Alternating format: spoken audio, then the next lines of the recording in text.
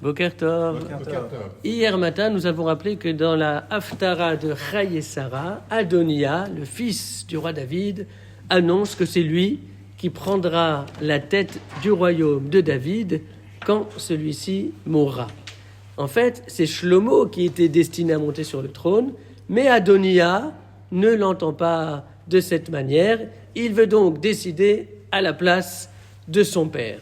Et le verset de la Haftara va nous révéler d'où provient cette suffisance d'Adonia qui lui permet de penser qu'il peut aller à l'encontre de la vie de son père et monter sur le trône à la place de Shlomo, qui n'est pas encore Shlomo Améler.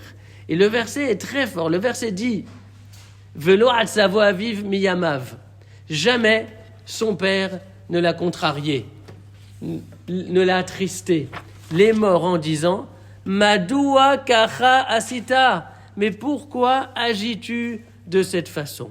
Fin du pasouk. David n'a jamais remis en place ce fils-là.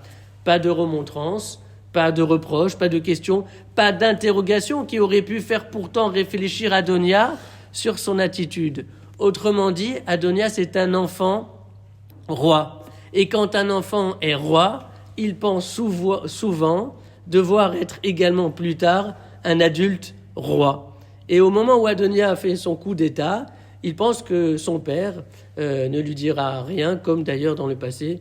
En fait, il pensait être le préféré de son père. Et c'est donc ne pas rendre service à un enfant que de ne rien dire, que de tout laisser passer. Car si on laisse un enfant aujourd'hui roi, demain, il risque d'être un tyran.